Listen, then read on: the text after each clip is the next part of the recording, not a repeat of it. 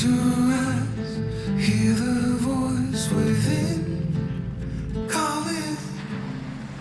This heavy load got under your skin. Hauling, you got the white knuckles holding on it tight, keeping your feelings bottled up inside.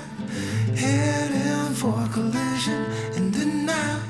To really live, you gotta die. Breathe in, Yeah, screw that. breathe out. I don't want to die. Hey, come alive. Breathe in, breathe out. Look at the colors around.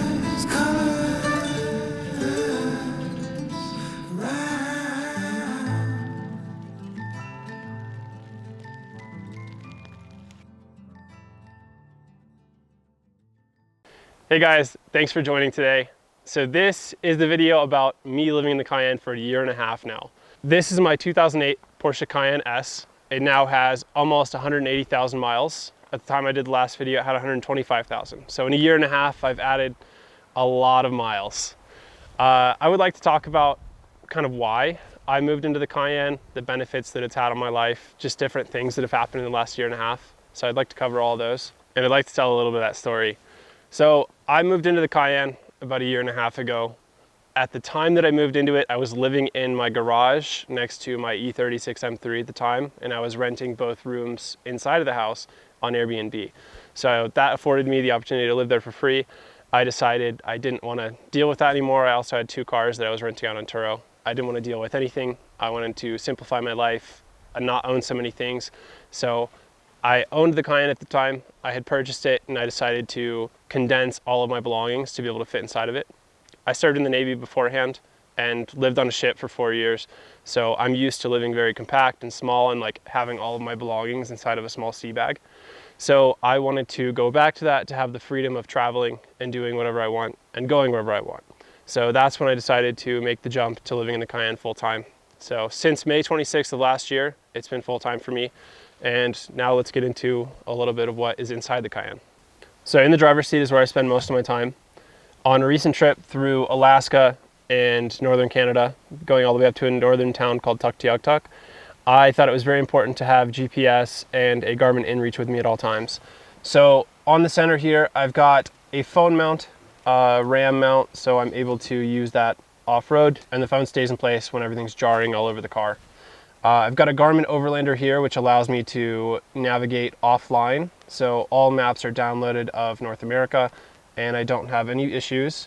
It also brings up quick blurbs of like where off-site camping is, things where I can stop on the side of the road, gas stations. So this was extremely handy. T-Mobile didn't allow me to have service majority of the way through Canada. And then also here I've got the Garmin inReach, which allows me to communicate with friends and family or anybody while I'm out of service. It's basically a sat phone, so I can connect that to the Overlander and send text messages or receive them while I'm off grid. So that is super nice. I've also got a Midland GMRS radio here, which allows me to talk to friends or whoever is on the same frequency, or it also could be used as a device to reach out to others. If I'm stuck or in trouble, I'd be able to surf the channels and try and get in contact with someone nearby.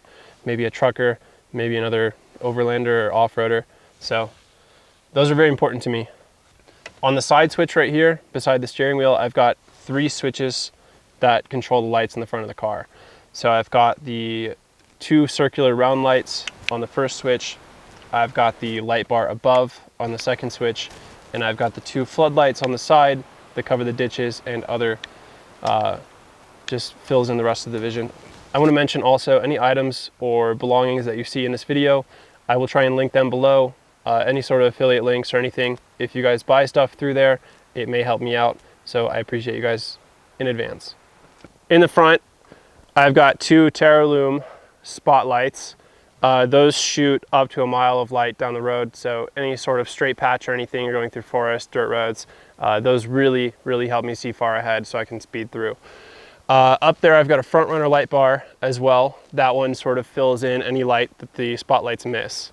And then on the sides I've got 2 Baja Squadron Sport lights that fill in the ditches or any other surrounding light so I can see cornering or really filling in any other light that I need. I've got a Eurowise tubular front bumper, and inside of that, I've got a Warn 10S synthetic winch with a Factor 55 Ultra hook on the front. So this is really helpful for recovery, or if I'm going up an obstacle that I can't handle myself, I can have a friend get out and attach that to a tree or a mounting point, whatever is nearby, to get me up or through when I need. I've got a Cascadia 4x4 solar panel on the hood. It charges up to 65 watts, and I have that connected right to the battery underneath the driver's seat. So I can't measure exactly how much power it is giving at any one point in time, but I've never come back to my car being dead. I consider it like a trickle charger in the middle of the day so that my car just always stays topped up. Right here on the side, next to the ditch lights, I've got an antenna for the GMRS radio. This is a stubby, so I think it increases the range of the GMRS to like 3 miles or so. Don't quote me on that. Up top here, I've got a front runner 7-foot by 7-foot awning with an auto home rooftop tent. I also have a front runner slimline roof rack, 1762 millimeters by 1265, I believe. So front runner doesn't directly sell this for the Cayenne. I have sort of pieced this together through what other racks they offer on their website and purchased directly through them. As far as the rooftop tent goes, it's an auto home airtop small 360. So I've used this in 4 seasons. It's not the best in the winter. They don't have any sort of like insulating layer or anything. So it just has a fully enclosed net and then an actual layer inside of that. If you run a diesel heater to it, it's definitely warm enough in the winter to camp in, but I prefer to sleep inside of the car whenever I can, or just whenever is convenient. I'll sleep inside of the rooftop tent when it comes to like actual campsites, or if I'm out in the forest or anything.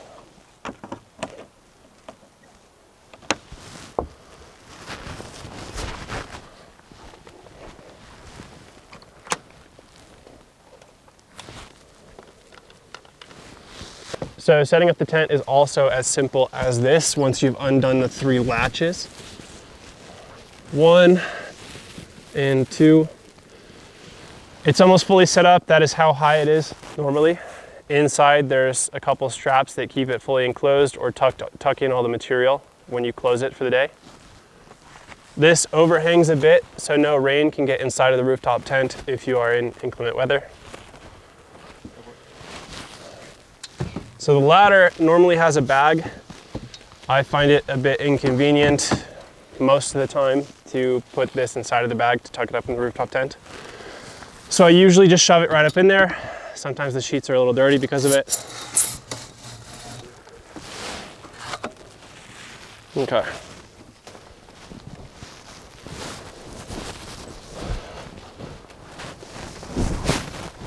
So popping the rooftop tent is actually incredibly easy, incredibly quick, happens in under a minute. But inside, this thing is pretty cool. It's got storage pockets on both sides for your phone or whatever other belongings you bring in. And then on top is where I usually store my shoes. So there's a big net in the front, and that allows you to get anything out of the way so that the whole thing is just sleeping space for you and a partner or whoever's camping with you at the time. I keep a heated blanket in here almost 24/7.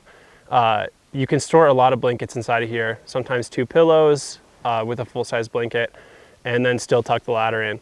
So there's a lot of room. I don't spend a lot of time up here, pretty much just camping for the night. I'll pop it, I'll climb inside. I usually only sleep in here if I have a friend with me, or if I'm at a designated campsite, or I'm outside of like the middle of a city. I find myself sleeping inside the car like 95% of the time, just because it's most convenient to roll out of bed and into the driver's seat to get to wherever I'm going. And I don't have to deal with like popping the rooftop tent or putting it down. Even though it's a quick process, it sometimes is cumbersome and you just don't want to deal with that in the morning. You just want to do what you got to do. I don't know, sometimes I'll even sleep at gym parking lots. So where I shower, where I'm on the road, I have memberships to Vasa, which covers like Colorado, Utah, Arizona, and like a couple other states here and there.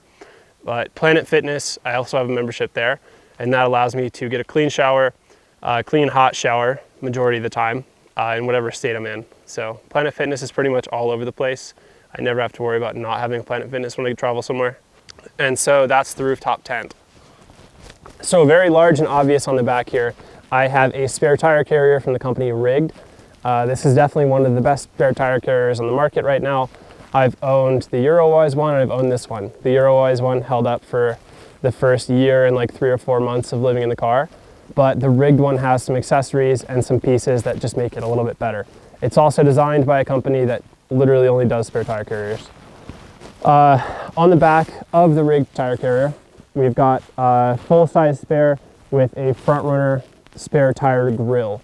So we can just pop this off and throw it over the campfire to cook whatever meat or vegetables that we need for the night. On the side, I've got a My Medic first aid kit, something quick to grab, quick to reach for. So the pack itself is not waterproof, but inside the contents are all in their individual little baggies, so it's not a big deal.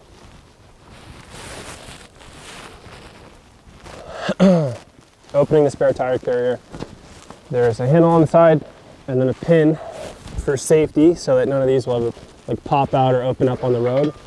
I have had issues before where I just don't do the pin or the latch and I drive off with my spare tire carrier open. It happens sometimes. So we're going to lock the spare tire carrier in place. On the back of the Rigged, what I think makes it really special is how big of a table you have when it's fully opened. And then you've got a cutting board here on the side. So you can also install like a spice rack here or anything if you want and mount it to the holes provided. There's a bottle opener here on the bottom. And this makes cooking like an absolute breeze. Before on my other spare tire carrier, I had a little less space than this. So this opens it up a lot more. And also another thing that I've added recently that I'm super stoked about is Front Runner makes an attachment for this full-size table that goes right underneath the roof rack. So it's stainless steel and you're able to use it to cut on or whatever you need to. So this really opens up my cooking space when I'm out in the outdoors, or I mean even in a parking lot. I basically have a full-size kitchen dining area right now. So that's all super nice.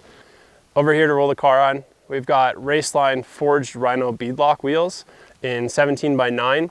And then we've also got General Grabber X3s in 35 by 12.5 by 17s. These are mud terrain. They're actually pretty quiet on the road.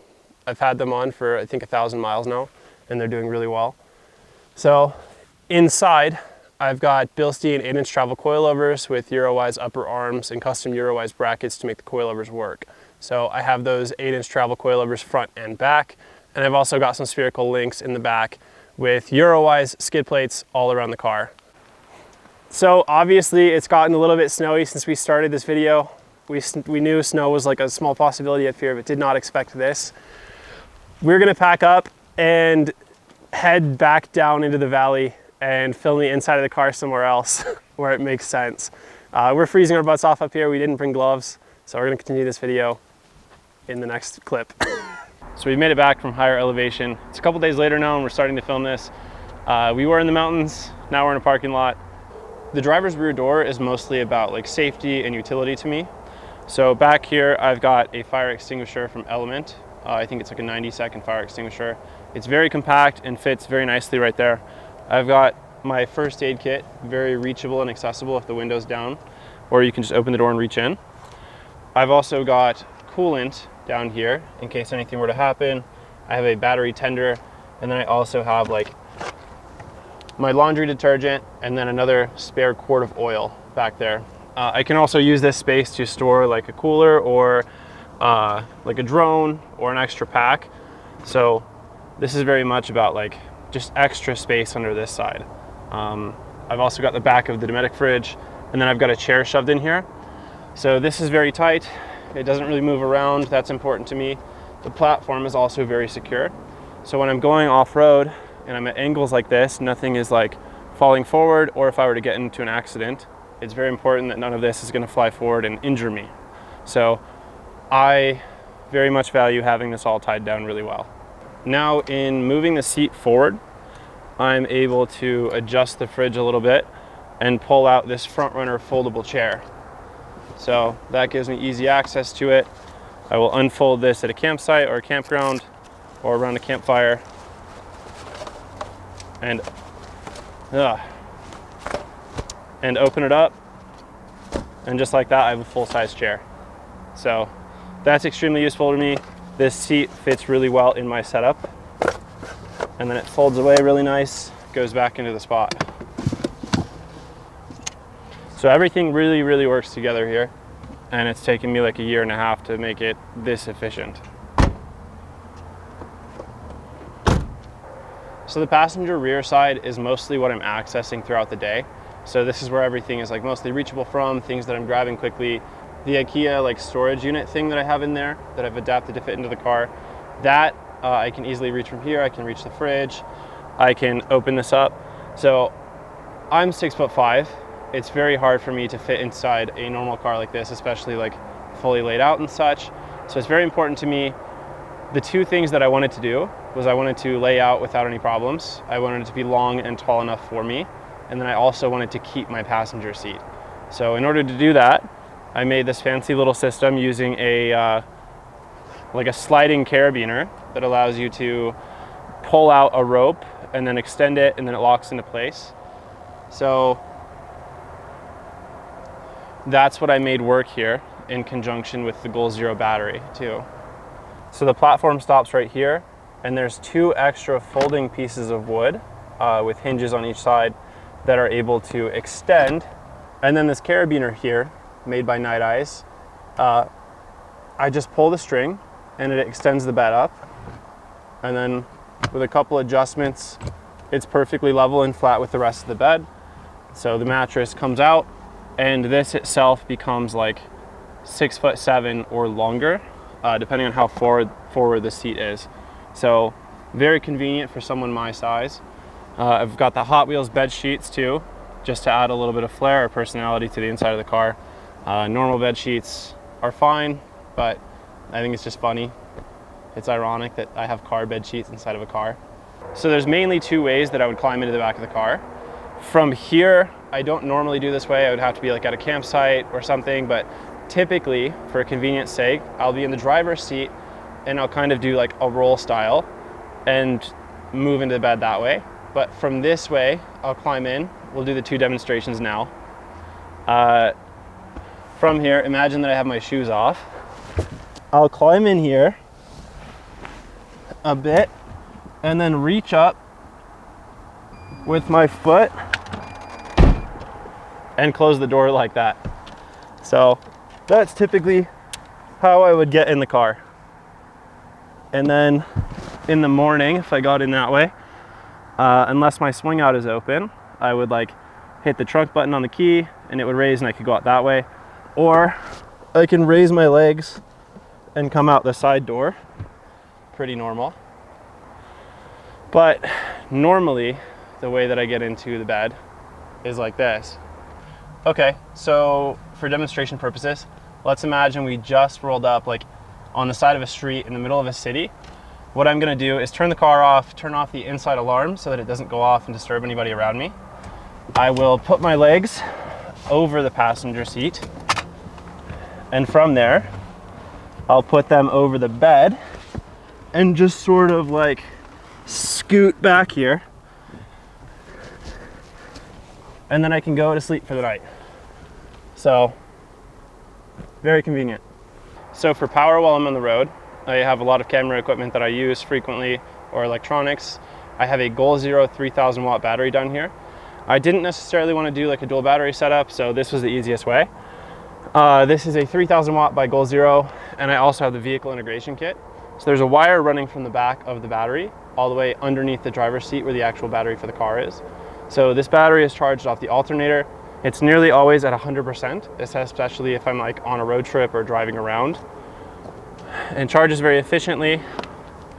And another feature, it was also very important to me in this whole like bed platform setup to have a space where I could store and keep my camera gear out of sight and like out of mind. So if anybody looks in the car and like tries to see some valuables, they'll see some things, but they won't necessarily see my camera stuff. So with the cords extended a little bit and the seat moved forward, I'm able to lift this up, and then I have room underneath here to quickly set in like a camera bag or camera gear or whatever I need to. I also keep my tripod just north or just in front of the battery.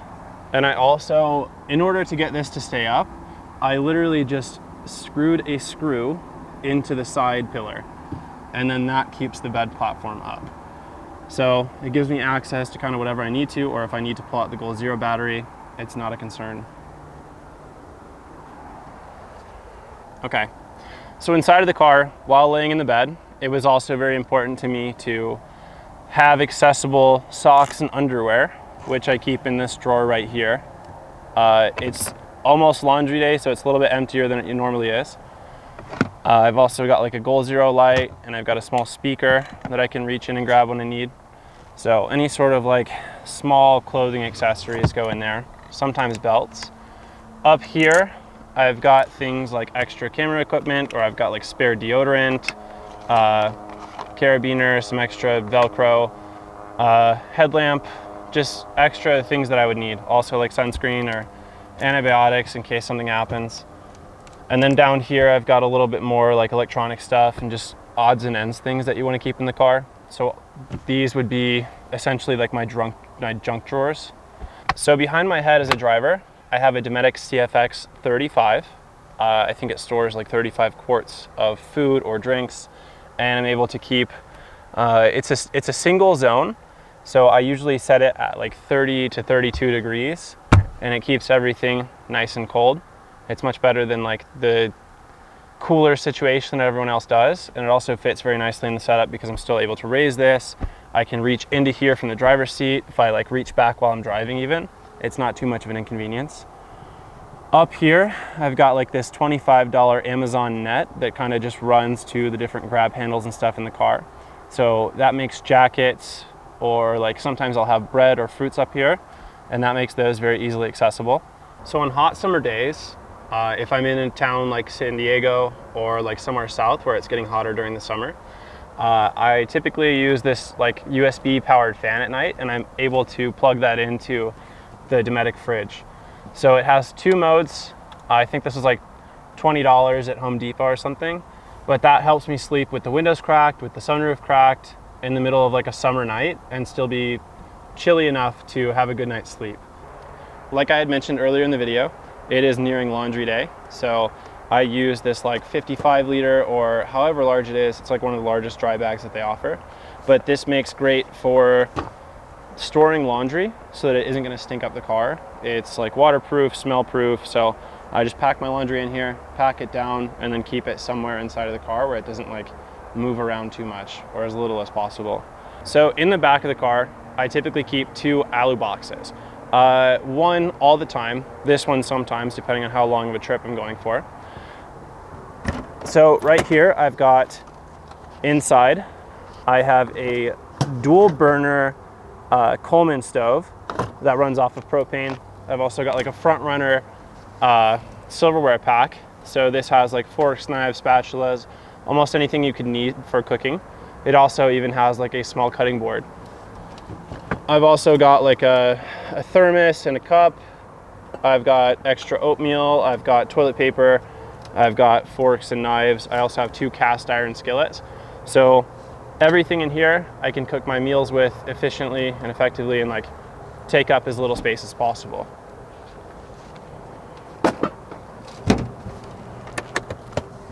Okay. In the little one here, like I said, we've got dry storage.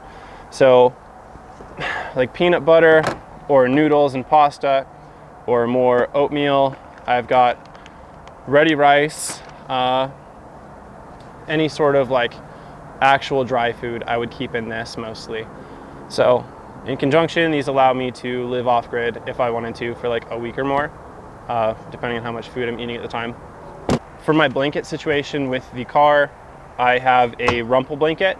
The original bag failed on me, so I have a dry bag from 3D Designs, and that's able to store the blanket effectively and small so that it gets out of the way of everything. For my water setup, I have a Dometic Go hydration faucet, and then I also have like the blue REI container with a 1/4 inch, I think, hose that runs from the faucet to inside of the jerry can. So my absolute favorite product in the car is this Dometic Go faucet. So with this, I can bring the faucet out to like the tire carrier. I can bring it out on top of these. I also have like a mount right here, or I can stick it to the side of the car if I want to. And as easy as this, with 2 taps, I'm able to have like water on demand.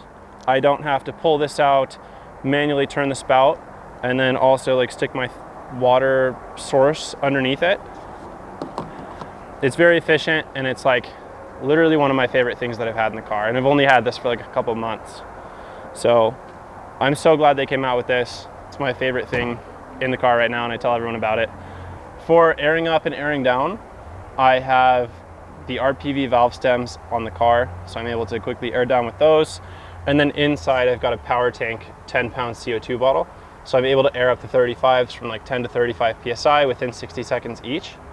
With a normal air compressor, it would take you 10 minutes or more to air up. So if you're in a rush to get on the road, it's the easiest option. But also it has the power and the ability to like seat a bead, or you can also run air tools off of it. It's very, very nice to have in the car. So the bed lifts up on 2 sides. The one underneath the food storage, and then the one underneath the bed. Underneath the bed, I typically have all of my clothes and my toiletries and hygiene products, or whatever I'm gonna like carry into a gym to shower, or a friend's house. So it's just easy to grab, easy to get in and get out and get on my way.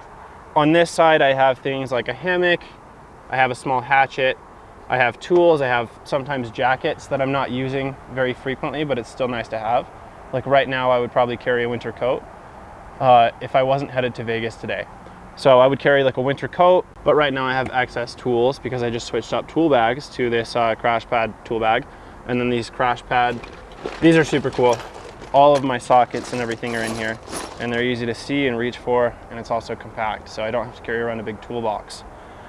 Same thing with like this smaller one here that keeps all the wrenches in it. So those are nice. I have a large tow rope here, and I keep a Frisbee underneath as well for activities when you're broke down or stuck or hanging out with friends. And then one of the last things in the car, something very important also, I care about safety a lot, and I care about being able to fix the car on the road, is underneath both of the like lifting pieces, I also have like a trap door where I'm able to access the spare tire well. Inside of the spare tire well, I have a 2-ton Pro Eagle jack, like a floor jack, that reaches up to like 2.5 feet off the ground, so I can fix almost anything on the car that I need to and jack it from almost any point. I also keep a spare CV axle, I keep a torque wrench, I keep the extension for the jack. Whatever I can possibly fit in there as far as recovery or tools goes, that's what goes in there. So I keep a lot of stuff in here. Oh, and then an honorable mention. This is one of my favorite features too. So while at a campsite, I have this LED strip above the tailgate, and with 2 buttons, I can make it either white light or I can do amber. And if I really want to, I can do both for excess light. So that's really cool. At night, when you're grabbing something out of the car and you want to be able to see, I have even more storage on the sides. So I keep excess like propane bottles and stuff like that inside of here, the 1-pound containers, or I have like a jet boil too. On that side, I keep like a foldable backpack, so I'm able to pull that out, pack my gym things in, and like go in, get a workout, and take a shower. All of this works together really well, and it's taken a long time to get to this point. I haven't really changed the bed setup or anything. I have at the start, this was all just bare wood, and I eventually went through and added some felt or suede or whatever this is to make it look as like normal to the car as possible, and not like I just put a wood platform in there. So over time, things have evolved, but I'm very fortunate that from the beginning, I was able to create something that was gonna last and that I would be happy with and that I was gonna use and not have to redo in like a year or so. So I wanna thank you guys so much for watching this. If you wanna see more adventures or anything, please like this video, subscribe, it really helps out. And check out some more of my videos. Thank you guys so much.